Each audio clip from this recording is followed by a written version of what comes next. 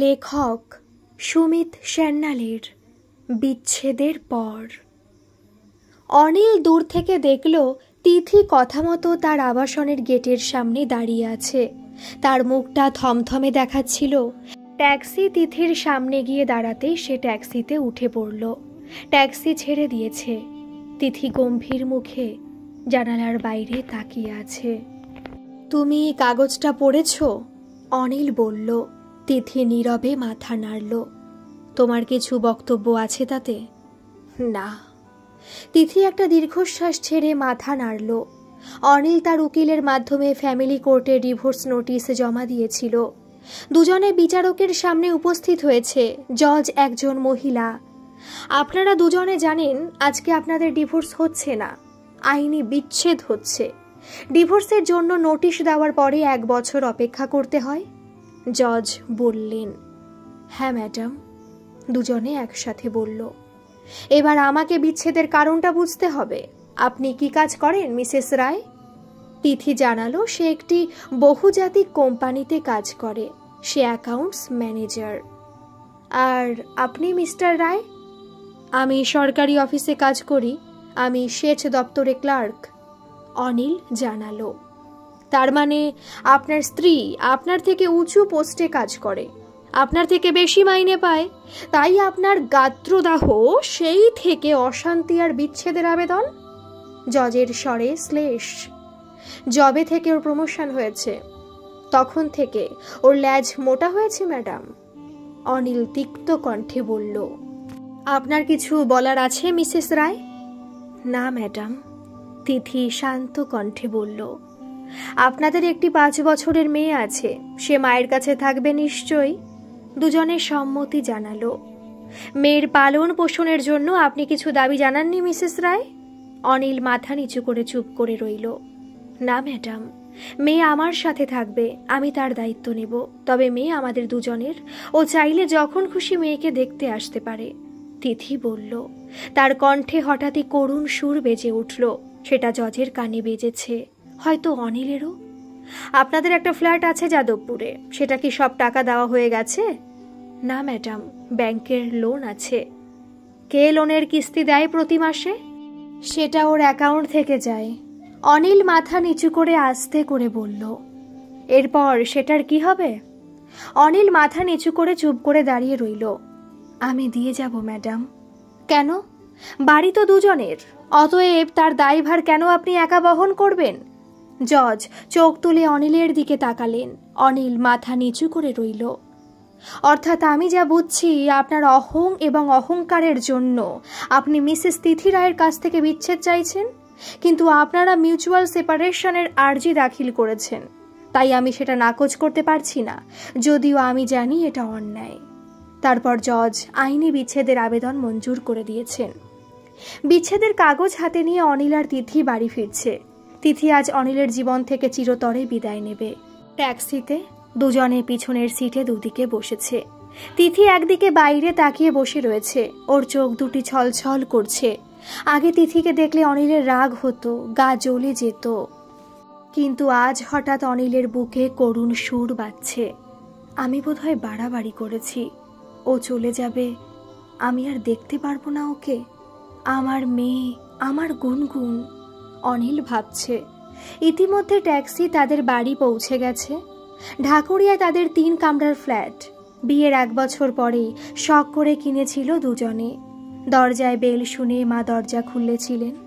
তিথি মাথা নিচু করে পাশ দিয়ে ভেতরে চলে গেল। অনিল নীরবে সোফায় গা এলিয়ে দিয়েছে। তিথি কিছুক্ষণ পরে তার সুটকেস গুছিয়ে নিয়ে চলে এসেছে। যাচ্ছ? হ্যাঁ মা। সুটকেস মেঝেতে নামিয়ে তিথি শাশুড়ির পায়ে মাথা ঠেকিয়ে প্রণাম করল। দুজনের চোখ ছলছল করছে। শাশুড়ি তিথিকে তুলে জড়িয়ে ধরেছেন। আজ তিনি চাইছেন এই বাঁধন যেন কখনো না ছাড়তে হয় তার। খেয়ে যাও বৌমা। অনেকক্ষণ পরে তিনি বললেন, না, আমার তো আর এই বাড়ির কোনো কিছুতে কোনো অধিকার নেই মা। তারপর অনিলের দিকে তাকিয়ে তিথি বলল, আমি তোমার দেওয়া কোনো কিছু নিয়ে যাচ্ছি না। তুমি চাইলে সুটকেস খুলে দেখতে পারো। অনিল দুদিকে মাথা নাড়ল। মাঝে মাঝে দেখা করতে এসো মা। গুনগুনকে নিয়ে এসো। তিথির শাশুড়ি ললিতা দেবী বললেন, কোন অধিকারে আসবো মা আমি? পারলে আপনি আপনার নাতনিকে আশীর্বাদ করবেন মা। তিথি ক্লান্ত পায়ে তার সুটকেস নিয়ে বেরিয়ে গেল। ললিতা রায়ের দু চোখ ফেটে জল গড়িয়ে পড়েছে। অনিল ব্যালকনিতে ছুটে গেল। তিথি চলে যাচ্ছে। আজ হঠাৎই অনিলের মনে হচ্ছে তার জীবন শূন্য হয়ে গেল। অনিল বাথরুমে ঢুকে গেল। 8 বছর আগে তিথি আর অনিলের কাহিনী শুরু হয়েছিল। সম্বন্ধ করেই তাদের বিয়ে হয়েছিল। অনিলের বাবা মারা যান 50 বছর বয়সে। হঠাৎ সংসারে ভরাডুবি হয়েছিল। মা 2 ছেলে মেয়েকে নিয়ে অথই জলে পড়লেন। অনিল তখন সদ্য বিকম পাশ করেছে। বোন রিঙ্কু ওরফে বুলু তখন সদ্য উচ্চ মাধ্যমিক পাশ করে বিয়ে পড়তে দাদার কলেজে ঢুকেছে। সৌভাগ্যক্রমে সেই সময় সরকারি নিয়মানুযায়ী অনিল বাবার চাকরিটা পেয়েছিল। সে সরকারি অফিসে ক্লার্কের চাকরি পেয়েছে। হঠাৎই কোনো এক পরিচিতের মাধ্যমে তিথির সম্বন্ধটা এসেছিল। মেয়েটি সুন্দরী, শিক্ষিতা। মেয়েটির বাবা নেই, যদিও দাদা এক নামকরা কোম্পানিতে উঁচু পদে কাজ করে। বেশ সাজিয়ে গুজিয়ে বোনের বিয়ে দিয়েছিল সে। তিথি আর অনিলের সুখের সংসার শুরু হয়েছে। নতুন বউ শীঘ্রই সকলকে আপন করে নিয়েছে। আশেপাশে পাড়া প্রতিবেশীদের মধ্যেও সে বেশ জনপ্রিয় হয়েছে।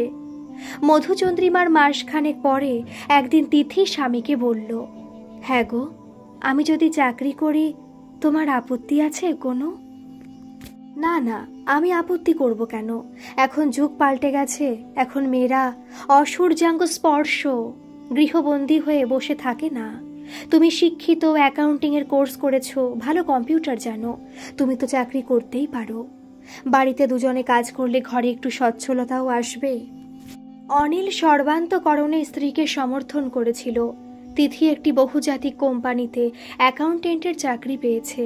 তিথির নিয়োগপত্র দেখে অনিলের চেহারা পাল্টে গিয়েছে। তোমার মাহিনা তো দেখছি আমার থেকে 1.5 গুণ, সুযোগ সুবিধাও বেশি। মাইনে বেশি, গাধার মতো খাটাবে নিশ্চয়ই, বুলু মন্তব্য করল। বাজে কথা ছাড়ো, বৌমা ভালো কোম্পানিতে চাকরি পেয়েছে, এটাই আসল খবর, আনন্দের খবর। শাশুড়ির সাথে তিথির বেশ ভাব হয়েছে। তারপর এক নতুন জীবন শুরু হয়েছে তাদের।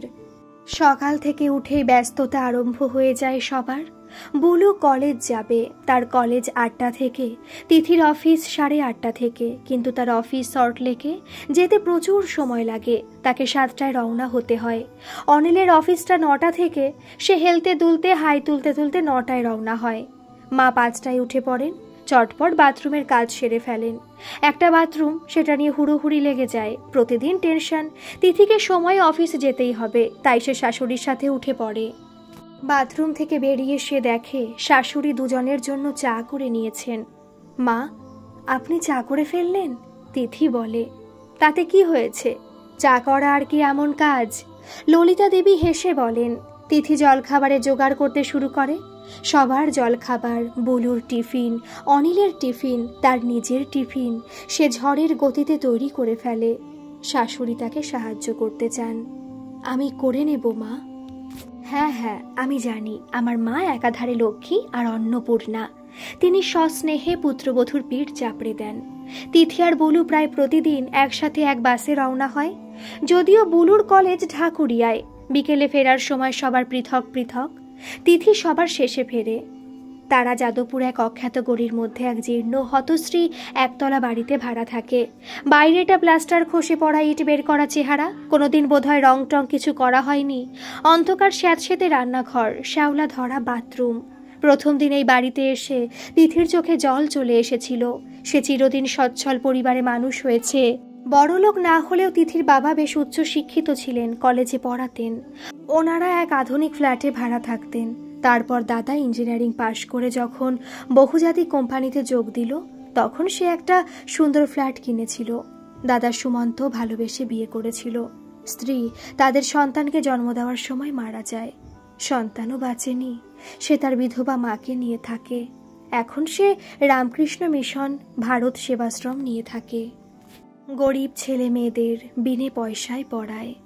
আচ্ছা, আমরা একটা ফ্ল্যাট কিনতে পারি না? একদিন তিথি রবিবারে চায়ের আসরে প্রসঙ্গ তুলল। ফ্ল্যাট? টাকা কোথায়? অনিল বলল, টাকা তো ব্যাংক দেবে। হ্যাঁ, তার জন্য যোগ্যতা থাকতে হবে তো। অনিল বলল, আমার মনে হয় আমরা দুজনে যদি যৌথভাবে অ্যাপ্লাই করি হয়ে যাবে। তিথি বলল, কি দরকার, তুমি কি এই বাড়িতে থাকতে পারছো না? অনিলের ভুরুতে ভাঁজ। তোর কি ভালো থাকতে ভালো লাগে না? মা বললেন, তুই কবেই অলসতা ছাড়বি? জীবনে নিজে কিছুই করিসনি, বৌমা একটা কিছু করতে চাইছে, তুই তাতেও বাগড়া দিচ্ছিস। শেষ পর্যন্ত তিথির উদ্যোগে তাদের সাধ্যের মধ্যে একটা আধুনিক ফ্ল্যাট পাওয়া গেছে। দুজনে যৌথভাবে ব্যাংকে লোনের জন্য আবেদন করলো। ব্যাংকের লোক তাদের সব বুঝিয়ে বলল। সব শুনে অনিল তিথিকে একদিকে নিয়ে গেল। তোমার মনে হয় আমরা প্রতি মাসের কিস্তি দিতে পারবো? আর 2 লক্ষ ডাউন পেমেন্ট? আমার পকেট তো ঢুঠু। অনিল বলল, তুমি তার জন্য চিন্তা করো না। আমি বিয়ের আগে কিছুদিন দাদার কোম্পানিতে কাজ করেছিলাম, সে টাকা তো আমার পড়েই আছে, সেটা এবার কাজে লাগবে। প্রতি মাসের কিস্তি আমি দিয়ে যেতে পারবো আশা করি। তুমি আর বাধা দিও না গো, প্লিজ। তিথি অনুরাগের সুরে বলল। অনিল সেদিন মানা করতে পারেনি, যদিও তার অহং সেদিন আঘাত পেয়েছিল। তিথি স্বামীর মর্যাদা হানি হতে দেয়নি। ব্যাংকের অফিসার প্রস্তাব দিয়েছিলেন তিথি যখন লোনের দায়িত্ব নিচ্ছে বাড়ির দলিল তার নামেই হতে পারে। তিথি সেটা চায়নি। ফ্ল্যাটের দলিল দুজনার নামে হয়েছিল। বিশাল আধুনিক আবাসন বাড়িতে 15 তলায় তাদের ফ্ল্যাট। 2টো শয়ন কক্ষ, 2টো বাথরুম, আধুনিক রান্নাঘর। রান্নাঘরে পাইপের মাধ্যমে গ্যাস সরবরাহের ব্যবস্থা। বুলু প্রথমে অ্যাটাচ বাথরুম সহ বড় শয়ন কক্ষটা দখল করতে চেয়েছিল। মা মেয়েকে দাবড়িয়ে নিরস্ত করেছিল। কর্মক্ষেত্রে তিথি বেশ সুনাম অর্জন করেছিল। সে বুদ্ধিমতী, স্মার্ট, করিতকর্মা, চটপটে। সে চট করে সবকিছু শিখে নিতে পারে, যা শিখবে মনে রাখতে পারে। কোনো জিনিস তাকে দুবার বোঝাতে হয় না, কোনো কাজে তার না নেই। সবসময় মুখে হাসি লেগেই রয়েছে। সে সকলকে অযাচিতভাবে সাহায্যের হাত বাড়িয়ে দেয়। কম্পিউটারের ব্যাপারে তার দক্ষতা লক্ষণীয়। তখন দেশের সর্বত্র কম্পিউটারের প্রচলন হয়নি। ঘরে ঘরে সবার কাছে কম্পিউটার থাকে না। মোবাইল ফোন এসেছে, কিন্তু সেটা তখন সাধারণ মানুষের ধরাছোঁয়ার বাইরে। তিথির অফিসে সম্প্রতি টেবিলে টেবিলে কম্পিউটার চলে এসেছে। কোম্পানিতে সকলকে কম্পিউটারের ট্রেনিং দেওয়া হয়েছে, কিন্তু সবাই অভ্যস্ত হয়ে উঠতে পারেনি। বয়স্ক কর্মচারীরা সব থেকে বেশি মুশকিলে পড়েছে। এমনকি কিছু কর্তৃপক্ষের মানুষও যেন অসুবিধায় পড়েছে। তিথি সকলকে সাহায্য করে। বিভিন্ন ডিপার্টমেন্ট থেকে তার ডাক পড়ে। শীঘ্রই তিথি উচ্চতর কর্তৃপক্ষের সুনজরে পড়েছে। সেদিন অফিসে ঢুকতে তার ডাক পড়ল জেনারেল ম্যানেজারের ঘরে। মিসেস রায়, আমার কাছে আপনার জন্য একটা সুখবর আছে আজ। তিথি ম্যানেজারের ঘরে ঢুকতে তিনি হেসে বললেন। তিথি দেখল পার্সোনাল ম্যানেজার হাসি হাসি মুখে জেনারেল ম্যানেজারের ঘরে বসে রয়েছেন। আমরা কিছু সময় ধরে আপনার কর্মক্ষমতা দেখছি। সব ডিপার্টমেন্টে আপনার সুনাম হয়েছে, তাই আমরা আপনাকেই পদোন্নতি দিচ্ছি। আগামীকাল নতুন মাস শুরু হচ্ছে। কাল থেকে আপনি হবেন অ্যাকাউন্টস ম্যানেজার। সব টার্ম অ্যান্ড কন্ডিশন আপনি আপনার চিঠিতে দেখে নেবেন। বাকি বেনিফিট কি কি পাবেন বর্মন সাহেব আপনাকে বলে দেবেন। And congratulations. জেনারেল ম্যানেজার পদোন্নতি চিঠিটা তিথির হাতে দিয়ে দিলেন। সেদিন অফিস থেকে বেরিয়ে তিথির ইচ্ছে করছে সে পাখির মতো ডানা মেলে বাড়ি চলে যায়। অনেক মিষ্টি খাবার দাবার নিয়ে তিথি বাড়ি ঢুকলো। শাশুড়ি দরজা খুললেন। তিথি সঙ্গে সঙ্গে ওনার পায়ে হাত দিয়ে প্রণাম করলো। আরে আরে বৌমা, কি হলো? হঠাৎ প্রণাম? আমার পদোন্নতি হয়েছে মা। তিথি পদোন্নতির চিঠিটা শাশুড়ির হাতে দিল। পদোন্নতি? অনিল আর বুলু ছুটে আসলো। এসো এসো, বসো এখানে। ললিতা দেবী তিথিকে জড়িয়ে ধরে সোফায় এনে বসালেন। এ তো দারুণ খবর বৌমা, তুমি এখন থেকে অ্যাকাউন্টস ম্যানেজার। মাইনেও তো দেখছি এক লাফে অনেকটা বেড়ে গেল। তুই দেখ বাবু। ললিতা দেবী চিঠিটা ছেলের হাতে দিলেন। ভালোই তো, কংগ্রাচুলেশনস। অনিল ম্লান হাসি হেসে বলল, ওর পদোন্নতি হবে না তো কার হবে? হঠাৎ বুলু মন্তব্য করল। ডানা কাটা পরীর মতো রূপ, দারুণ ফিগার, যে কোনো পুরুষ মানুষের মাথা ঘুরিয়ে দেওয়ার জন্য যথেষ্ট। তোমার অফিসে বসেরা নিশ্চয়ই সব পুরুষ মানুষ। বুলু দাদার দিকে তাকিয়ে চোখ টিপে হাসল। কি? ললিতা দেবী ছুটে এসে একটা বিশাল থাপ্পড় মেয়ের গালে কষালেন। আমার মেয়ে হয়ে এত অশ্লীল মন্তব্য তুই করতে পারলি? তোর মুখে বাঁধলো না? তিনি গুম গুম করে কয়েকটা কিল বুলুর পিঠে বসালেন। মা মা, কি করছো? ও জাস্ট একটু ঠাট্টা করেছে। অনিল ছুটে এসে বোনকে আড়াল করবার চেষ্টা করলো। ঠাট্টা? এই ঠাট্টার ভাষা? ছোট লোক, তুই ওকে আড়াল করবার চেষ্টা করছিস? ছোট লোক কোথাকার! তিথির মুখ রাগে অপমানে লাল হয়ে উঠেছে। সে নীরবে মুখ চাপা দিয়ে সেখান থেকে চলে গেল। একদিন জানা গেল তিথি অন্তঃসত্ত্বা। সবাই তিথিকে নিয়ে ব্যস্ত হয়ে পড়ল। 2 মাস পরে তিথি বাপের বাড়ি চলে গেল। অনিল তাই সারা বাধা দেওয়ার চেষ্টা করেছিল। প্রথম সন্তান তো বাপের বাড়িতেই হওয়ার কথা। বাড়িতে মায়ের দেখাশোনা করবার জন্য সর্বদার একটা মহিলা আছে, সেই ওকে দেখাশোনা করবে। তাছাড়া ঝুমির অফিসও আমাদের বাড়ি থেকে কাছে। তিথি দাদার সাথে চলে গেল। যাওয়ার সময় সে করুণ চোখে স্বামীর দিকে তাকালো। অনিল প্রতি শনি রবি তিথির কাছে যায়। রাতে শুতে যাওয়ার আগে দুজনে ফোনে কথা বলে। দুজনে আসন্ন ভবিষ্যতের কল্পনায় বিভোর। যথাসময়ে তিথি এক ফুটফুটে কন্যাকে জন্ম দিয়েছে। সবাই খুশি। ও, মেয়ে হয়েছে? বুলু মুখ বেঁকিয়ে বলল। আমি তো মেয়েই চেয়েছিলাম। অনিল বলল, হ্যাঁ, মেয়ে দিনে দিনে বড় হবে, নতুন নতুন কত রকমের জামা কাপড় পরবে, সাজবে গুজবে। ললিতা দেবী নাতনির ছোট ছোট 2 হাতে সোনার দুধবালা পরিয়ে দিয়ে বললেন। 3 মাস পরে তিথি মেয়েকে নিয়ে শ্বশুর বাড়ি ফিরল। ললিতা দেবী ঠিক করেছেন তিনি নাতনির অন্নপ্রাশন দেবেন। বুলুকে তিনি শাসিয়েছেন, সে আর কিছু বলার সাহস করেনি। মেয়ের জন্মের আগে তিথি 9 মাস শুরু পর্যন্ত কাজ করেছে, যাতে তার সন্তানের অন্নপ্রাশন পর্যন্ত ঘরে থাকতে পারে। ললিতা দেবী বেশ ধুমধাম করে নাতনির অন্নপ্রাশন দিয়েছিলেন। তিনি নাতনিকে নাম দিয়েছে গুনগুন। ম্যাটারনিটির ছুটির শেষে তিথি আবার কাজে যোগ দিয়েছে। মেয়েকে দেখার জন্য একটি মেয়েকে রাখা হয়েছে। বেশ পরিষ্কার পরিচ্ছন্ন ভদ্র মেয়েটি গুনগুনকে মনে প্রাণে ভালোবাসে। বুলু সবসময় তিথিকে ঈর্ষা করে। অনিলও মনে মনে স্ত্রীকে ঈর্ষা করে, কিন্তু তার স্ত্রীকে প্রয়োজন, তাই সে প্রকাশ্যে কিছু বলে না। তিথি সুন্দরী, তিথি বুদ্ধিমতী, তিথি সফল। বুলু দৈনিক তিথিকে বিরক্ত করবার নতুন নতুন ফোন দিয়ে আটে। তিথি যখন বাড়ি ফেরে, বুলু গুনগুনকে নিয়ে খেলাতে নিয়ে যায়, খেলনার লোভ দেখায়, ব্যালকনিতে নিয়ে গিয়ে চাঁদ দেখায়, গান শোনায়, নানাভাবে ভুলিয়ে রাখে, যাতে সে মায়ের কাছে যাওয়ার নাম না করে। ললিতা দেবী অনেক দিন এসব লক্ষ্য করছেন। একদিন তিনি রুখে দাঁড়ালেন। তুই এইসব কেন করছিস আমি খুব বুঝি। আমি তোকে গাঁটে গাঁটে চিনি। বৌমা অফিস থেকে ফিরে মেয়েকে কোলে নিতে চায়, আর তুই সেটা হতে দিতে চাস না। আর এইসব কুটকাচালে চলবে না। কিন্তু মা, অনিল বোনকে উদ্ধার করতে চাইল। চুপ! ললিতা দেবী গর্জে উঠলেন। আমি তোকেও চিনি, তুই হচ্ছিস মিচকে শয়তান। মায়ের রুদ্রমূর্তি দেখে দুজনে সেদিন আর মুখ খুলতে পারেনি। তিথি সম্প্রতি বাড়ির সব কাজ রান্নাবান্না করবার জন্য একটি মেয়ে রেখেছে। সে সকাল 6টায় আসে, বিকেলে তিথি বাড়ি ফিরলে চা করে, রাত্রের খাবার ফ্রিজ থেকে বের করে গরম করে। তিথির শাশুড়ি আর বুলু রাতে রুটি খায়। মেয়েটি 5টা রুটি বানিয়ে কাপড় জড়িয়ে ক্যাসারোলে রেখে দেয়, তারপর সে চলে যায়। একদিন তিথি বাড়ি ফিরে দেখল কাজের মেয়েটি চলে গেছে। তার নাকি জরুরি কাজ ছিল তার বাড়িতে। সে বিকেলের কোনো কাজ করেনি। কই, বিলু আমাকে তো কিছু বলল না? শাশুড়ি ভুরু কুঁচকে বললেন। তুমি তখন বাথরুমে ছিলে মা। বুলু যুক্তি দিল। আমি কি সারাদিন বাথরুমে ছিলাম? আর কতক্ষণ বাথরুমে ছিলাম আমি? ললিতা দেবী সন্দেহের দৃষ্টিতে মেয়ের দিকে তাকালেন। ওহ মা, তুমি কেন শুধু শুধু বচসা করছো? বিলু আমাকে এসে বলল ওর খুব জরুরি দরকার, আমি ওকে চলে যেতে বললাম, ব্যাস। তুমি বলো কি কাজ করতে হবে আমাকে। বুলু পা ঠুকতে ঠুকতে চলে গেল। পরদিন শনিবার, তিথির শনি রবিবার ছুটি থাকে। সেদিন সকালে সবাই একসাথে জলখাবার খেতে বসেছে। তিথি সকলকে খাবার বেড়ে দিচ্ছে।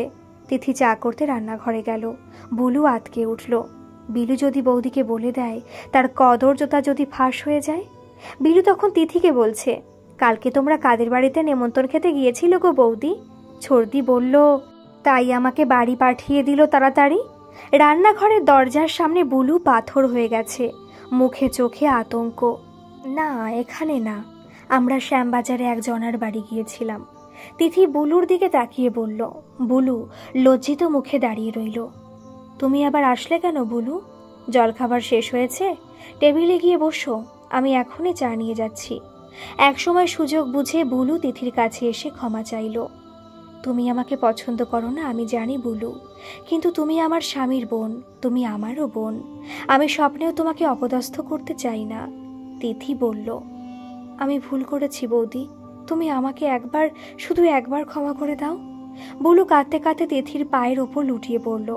না বুলু, এ কি করছো তুমি? আমি তোমাকে ভালোবাসি, তুমি আমার বোন, তুমি আমার ছোট বোন। তিথি বুলুকে বুকে তুলে নিল। আজ বৌদি আর ননদের এক নতুন সম্পর্কের সূচনা হয়েছে। এটা সদাশয়তার জয়, আলোর কাছে আধারের পরাজয়। তিথি ইদানিং লক্ষ্য করেছে বুলু প্রায় প্রতিদিনই দেরি করে আসে, এমনকি সে শনিবারেও মাঝে মাঝে এক্সট্রা ক্লাসের অজুহাতে কলেজে যায়। তিথির সন্দেহ হয় একদিন অফিস থেকে ফিরবার সময় তিথি বাস থেকে দেখল বুলু 8B বাস স্ট্যান্ডের কাছে এক অজানা ছেলের সাথে একটি ক্যাফেতে ঢুকছে। আর একদিন দেখল দুজনে গোলপার্কের সামনে হাত ধরাধরি করে হাসতে হাসতে রাস্তা পার করছে। সেদিন তিথি দেখল বুলু ওদেরই আবাসনের অন্য একটি বিল্ডিংয়ে ওই ছেলেটির সাথে ঢুকছে।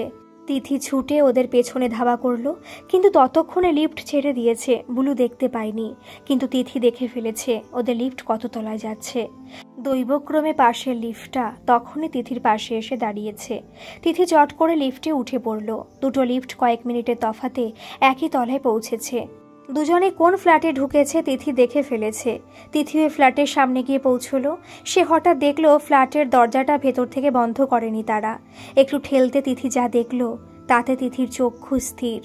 বুলু ছেলেটির গলা জড়িয়ে ধরে তাকে পরম আবেশে চুমু খাচ্ছে। এই কি করছো? দরজাটা তো বন্ধ করতে দাও, ছেলেটি বলল। তাও বুলু তাকে ছাড়ে না। তখনই দরজার দিকে তাকিয়ে দুজনে ছিটকে দাঁড়িয়েছে। দরজায় তিথি দাঁড়িয়ে আছে। দুজনে লজ্জায় রাঙা মুখে যেন মাটির সাথে মিশে যেতে চাইছে। তিথি দুজনের সামনে এসে দাঁড়ালো। বৌদি, বুলু অস্ফুট কণ্ঠে বলল। কি নাম তোমার? শান্তনু। তিথি ছেলেটার ব্যাপারে প্রাথমিক কিছু কথা জেনে নিল। তুমি আমার বোনকে ভালোবাসো?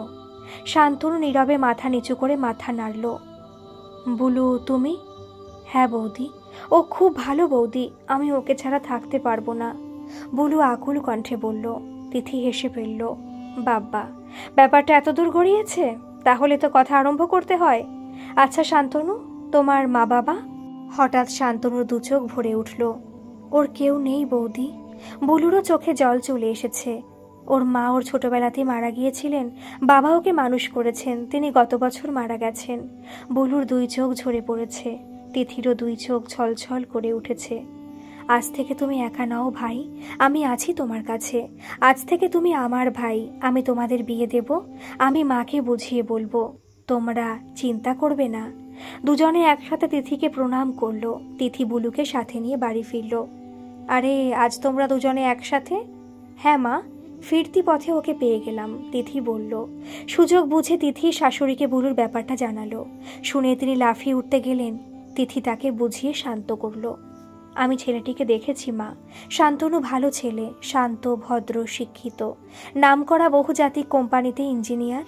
আর সব থেকে বড় কথা হলো আমাদের মেয়ে তাকে ভালোবাসে। ছেলেটিও বুলুকে মনে প্রাণে ভালোবাসে, কিন্তু ও বড় একা মা, পৃথিবীতে কেউ নেই ওর। তিথির দুই চোখ টলটল করে উঠল। ললিতা দেবী ভাবছেন এই মেয়েটি কোন মাটিতে তৈরি হয়েছে।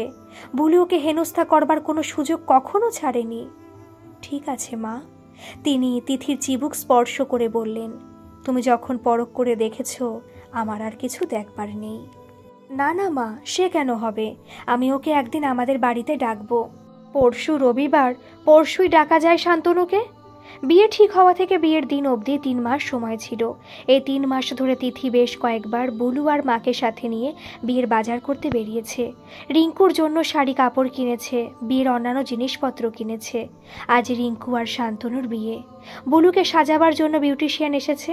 কনের সাজে বুলু বসে রয়েছে। তখনই প্রতিমা দেবী গয়নার বাক্সগুলো বের করে নিয়ে আসলো। মা, এত সব গয়না তুমি কবে থেকে জমিয়েছ? এত টাকা কোথায় পেলে তুমি? গয়নার বিশাল সম্ভার দেখে বুলু বলল, তোর অত সব চিন্তা করতে হবে না, তাড়াতাড়ি রেডি হয়ে নাও, এবার লগ্নের সময় হয়ে আসলো যে। তখনই কেউ ডাকলো। প্রতিমা দেবী সেদিকে ছুটলেন। মেয়ের বিয়ে হয়ে গেছে, কিন্তু মেয়ে মায়ের কাছেই রয়েছে। একই আবাসনে পাশের বিল্ডিংয়ে সে তার স্বপ্নের মানুষের সাথে স্বপ্নের সংসার সাজিয়েছে। অনিল হীনমন্যতায় ভুগছে, ঈর্ষায় আগুন তার মনে ধিকি ধিকি জ্বলছে। তিথি সুন্দরী, বুদ্ধিমতী, সফল। যবে থেকে তিথির তার কর্মক্ষেত্রে পদোন্নতি হয়েছে, অনিলের গাত্রদাহ বেড়ে গেছে। সে বোনের সাথে মিলে পরোক্ষে অপরোক্ষে তাকে অপদস্থ করবার চেষ্টা করেছে, কিন্তু তিথি ধৈর্যশীল, তাদের কদর যথা সে তার সদাচারে জয় করেছে। মা তিথিকে ভালোবাসে। মা কয়েকবার ভাই বোনের দুরভিসন্ধি ধরে ফেলেছে। তিথি তার ক্ষমাশীল ব্যবহারে বুলুকে স্বপক্ষে টেনে নিয়েছে। অনিলের মনের আকাশে বেশ কিছু কাল ধরে ক্ষোভের কালো মেঘ জমছে, ঈর্ষার আগুন স্ফুলিঙ্গ অপেক্ষায়। সেদিন অনিল বিষ মুখে অফিস থেকে ফিরেছে। আজ তার সবার ওপর রাগ, সবার ওপর ক্ষোভ। ঘরে ঢুকেই সে তার মোজা ছুঁড়ে ফেলে দিল, ধপ করে সোফায় বসে পড়ল। বিলু জল নিয়ে আসলো। অনিল গ্লাসটা ছুঁড়ে ফেলে দিল। ঠান্ডা জল আনতে পারো না? আরে আরে কি হলো? জলের বোতল ফ্রিজে এই ঢোকানো হয়েছে। ও কি তোকে গরম জল দিয়েছে নাকি? মা দৌড়ে আসলেন। সেটাই বাকি আছে, ফুটন্ত জল ঢেলে দাও আমার গলায়। অনিল ছুটে ফ্রিজটা খুলল, একটি কোল্ড ড্রিঙ্কসের বোতল বের করে ঢক ঢক খেয়ে শেষ করে দিল। খালি বোতলটা ঠক করে রান্নাঘরে কাউন্টারের ওপর রেখে পা ঠুকতে ঠুকতে বাথরুমে ঢুকে গেল। বাথরুম থেকে বেরিয়ে অনিলের মাথা একটু ঠান্ডা হয়েছে, কিন্তু সে এখনো বিরক্ত, একটু ক্ষেপে রয়েছে। কি হয়েছে বাবু? মা ছেলের পাশে এসে বসছেন। কিছু না মা, এই দেশে জেনারেল ক্যাটাগরির কর্মচারী হওয়াটা একটা অভিশাপ। একসময় মা জানলেন, আজ অফিসে পৌঁছে অনিল জানল তার থেকে 5 বছর কনিষ্ঠ একজনকে পদোন্নতি দেওয়া হয়েছে, কারণ সে রিজার্ভ শ্রেণীর কর্মচারী।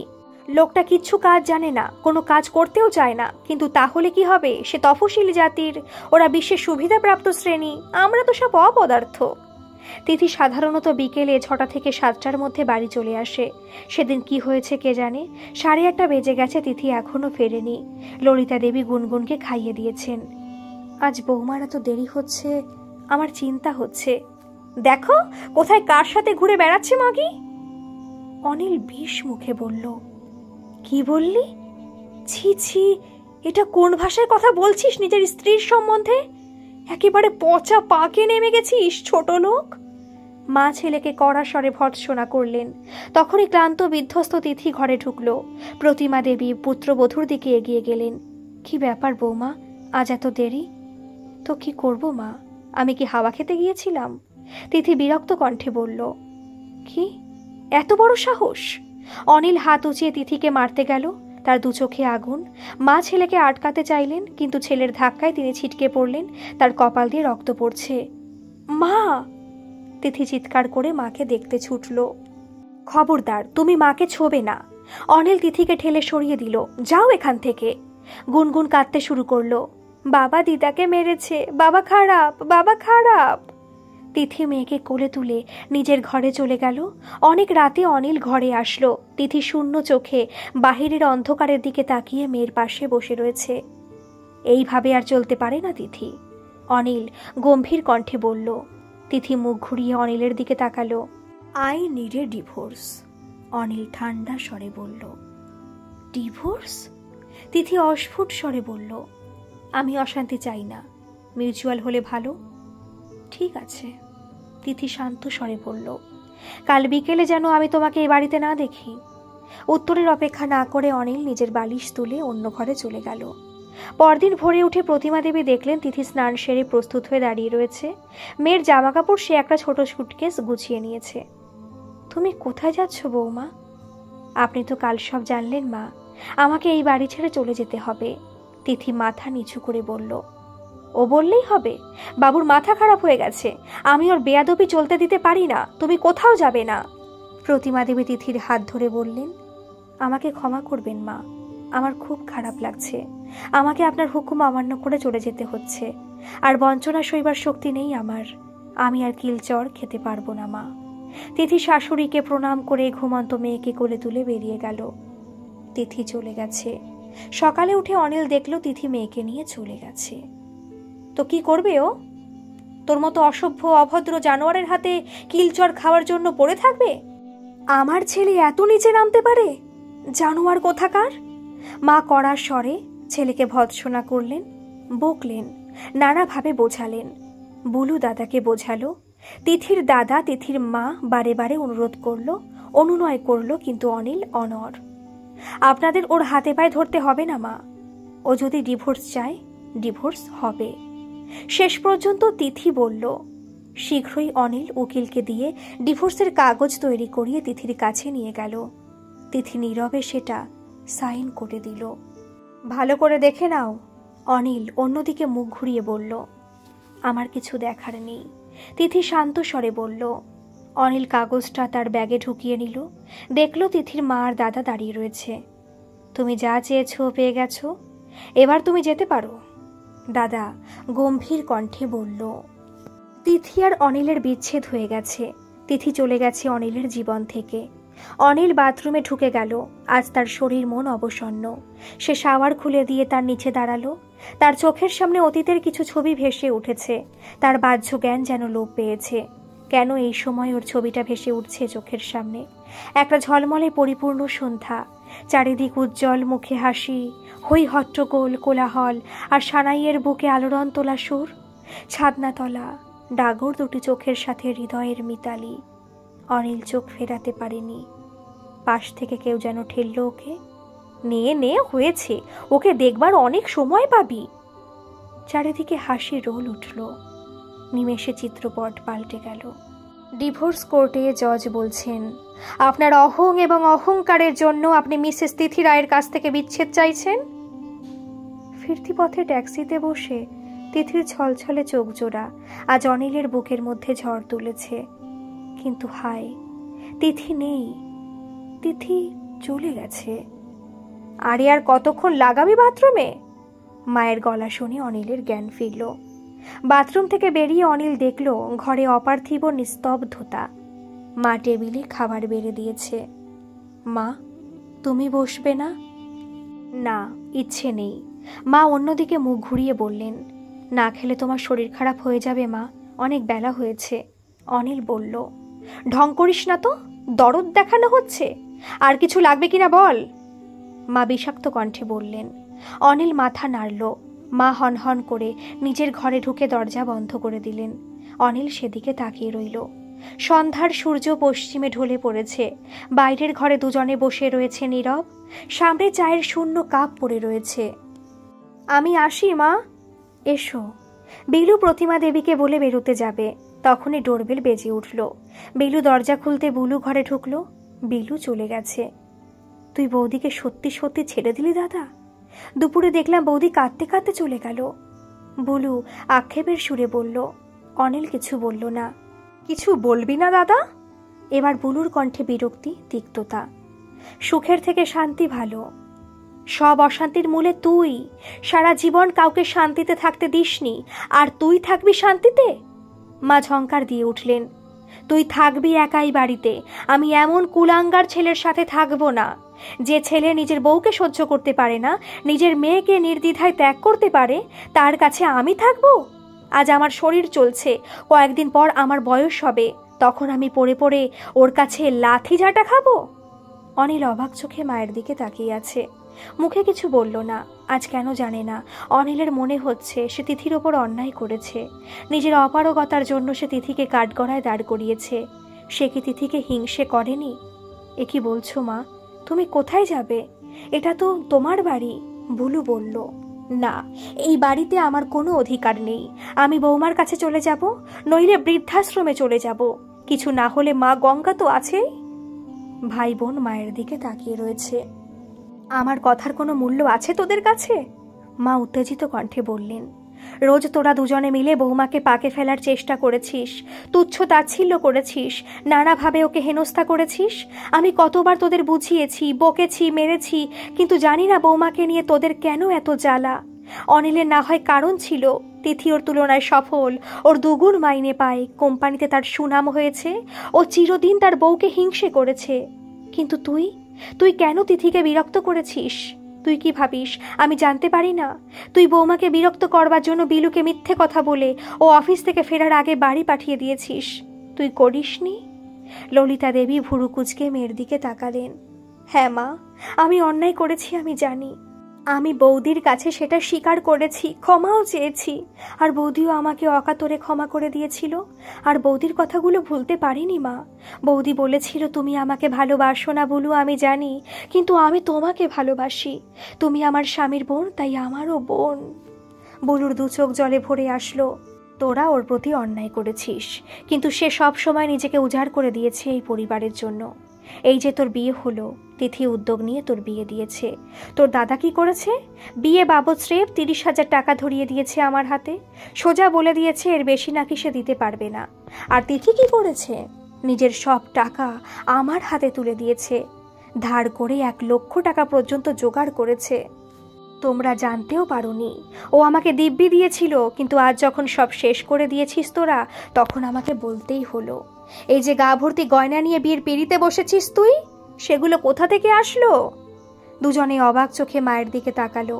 মা আবার কি রহস্য উদ্ঘাটন করতে চলেছে? বৌমা নিজের সব গয়না দিয়েছে তোকে, আমাকে নিজের মাথার দিব্যি দিয়েছিল বলে আমি কাউকে বলিনি। আজ ওর কাছে কিছুই নেই, এমনকি যে একটা খেলো কানের দুল, সুতার মতো গলার চেন আর একটা আংটি দিয়েছিলাম, সেটাও খুলে রেখে দিয়ে গিয়েছে। মা, বুলু অস্ফুট কণ্ঠে বলল। অনিল লজ্জায় মাথা নিচু করে নিয়েছে। তার অন্তরাত্মা আজ ধিক্কার দিচ্ছে।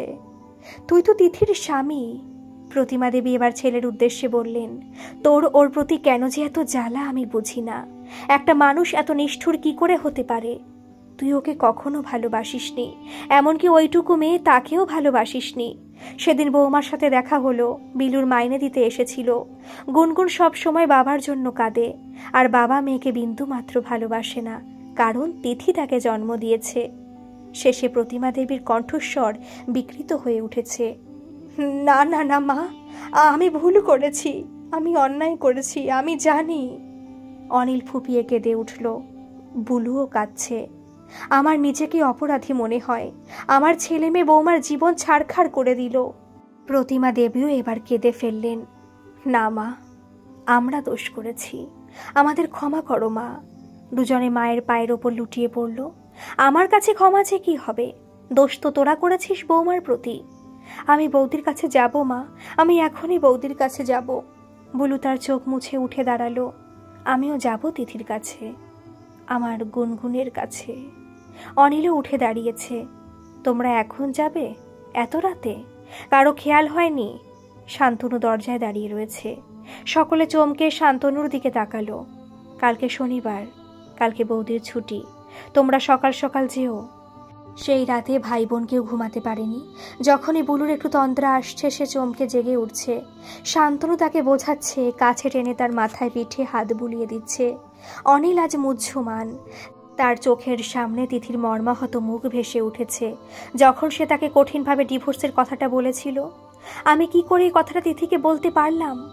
আমি এত হৃদয়হীন কি করে হলাম? অনিল আজ অপরাধ বোধে তলিয়ে যাচ্ছে। বুলু সকাল সকাল তৈরি হয়ে দাদার কাছে হাজির হয়েছে।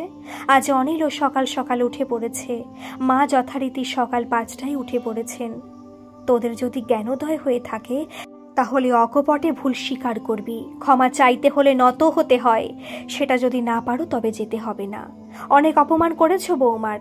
ভালো যদি না বাসো, তাহলে প্রহসন করতে যেতে হবে না। মা সতর্ক করে দিলেন। না মা, আমি তোমার পা ছুঁয়ে বলছি, আমি জানি আমি দোষ করেছি। এটা ভুল নয়, অপরাধ। ও যেন আমাকে ক্ষমা করতে পারে। আজ অনিলের 2 চোখে অনুশোচনার অশ্রু। ঠিক আছে, যাও তোমরা। ভাই বোন বেরিয়ে পড়ল। কলকাতা রাস্তায় যানজট কখনো কমে না। একটু দেরি হয়েছিল তাদের তিথির বাড়িতে পৌঁছতে। দুজনে অনুতপ্ত, আশঙ্কিত। তিথির মা দরজা খুললেন। ওদের দেখে ক্ষণিকের জন্য তার ভুরু অল্প কুঁচকে উঠল। পরক্ষণে তিনি স্নেহময়ী, মা এসো, মা এসো বাবা। দুজনে নিঃশব্দে ওনাকে প্রণাম করল। কে এসেছে মা? তিথি বেরিয়ে এসেছে। বুলু ছুটে গিয়ে বৌদির পা চেপে ধরল। আমরা তোমার কাছে ক্ষমা চাইতে এসেছি বৌদি। আরে ছাড়ো ছাড়ো। তিথি নিজের পা ছাড়িয়ে নিয়েছে। বসো, বরং তোমরা হাত ধুয়ে এসো। সকাল সকাল এসেছো, কিছু খাওয়া হয়নি নিশ্চয়ই? মা বললেন। তিনি এমন স্বাভাবিকভাবে বললেন যেন কিছুই হয়নি। দুজনে লজ্জায় মাটির সাথে মিশে যাচ্ছে। তিনি দুজনকে যত্ন করে জলখাবার সাজিয়ে দিলেন। অনিল চায়ে দুধ পছন্দ করে না, তিনি জানেন। বুলু আবার বেশি দুধওয়ালা চা। দুজনের 2 চোখ জলে ভরে এসেছে। অনিলের মুখে কোনো কথা নেই। সে মাথা নিচু করে বসে রয়েছে। তুমি হাত গুটিয়ে বসে আছো কেন বাবা? নাও, শুরু করো। অনিল আজ কিছু খেতে পারছে না। তার গলা বুঝে আসছে। এতক্ষণ তিথি কোনো কথা বলেনি। রাগ, ঘৃণা, অভিমান কোনো কিছু তার মুখে প্রকাশ পাচ্ছে না, যেন সেই দুজনকেই চেনে না। খাওয়া শেষ হতে অনিল উঠে দাঁড়িয়ে তিথির কাছে এগিয়ে গেল। আমি তোমার কাছে ক্ষমা চাইতে এসেছি তিথি। জানি আমার দোষের শেষ নেই। আমি অমানুষ, অসভ্য, অভদ্র। সারা জীবন তোমাকে হিংসে করেছি, কথায় কঠোর, তোমাকে হেয় করবার। ওইসব ছাড়ো। তিথি অনিলকে মাঝপথে থামিয়ে দিল। তিথির দাদা এসে দাঁড়িয়েছে, তার মুখ বজ্র গম্ভীর। তোমার সাথে আমার কোনো সম্পর্ক নেই, সব চুকে বুকে গেছে। তুমি সেটা শেষ করে দিয়েছ। হ্যাঁ, আমি জানি তিথি, সব আমার দোষ। আমি মনে প্রাণে সেটা মানছি। অনিল কাতর কণ্ঠে বলল, না, তোমার কোনো দোষ নেই, সব দোষ আমার। আমি মায়ের সাথে যে কোনো কারণেই হোক অভদ্র ব্যবহার করেছি, সেটা ছেলের গায়ে লেগেছে, তাতে দোষের কি আছে? আমার থাপ্পড় খাওয়া উচিতই ছিল। মাঝখান থেকে সে থাপ্পড় মায়ের গায়ে গিয়ে লেগেছে, সেটা আমার দোষ। মায়ের কপাল ফেটে রক্ত বেরিয়েছে, অবশ্যই আমার দোষ। তুমি আমাকে ত্যাগ করেছো, ঠিক করেছো, এতে ক্ষমা চাওয়ার তো কিছু নেই। তিথি অনিলের উত্তর শোনবার জন্য অপেক্ষা করেনি, সে ভেতরে চলে গেল। দাদা অনিলের দিকে কঠিন দৃষ্টিতে তাকিয়েছিল। সে চলে গেছে। মা বুঝতে পারছে না তিনি কি করবেন। ভাই বোনে বিধ্বস্ত মুখে মাথা নিচু করে আস্তে আস্তে বেরিয়ে গেল। তিথি নিজের ঘর থেকে বেরিয়ে এসেছে। দাদা তার দিকে তাকিয়ে আছে। তুই ঠিক করেছিস বুড়ি, আর মাথা পাতলে হবে না। He is a closed chapter. তখনই একটি 10-12 বছরের বালিকা ছুটে আসলো।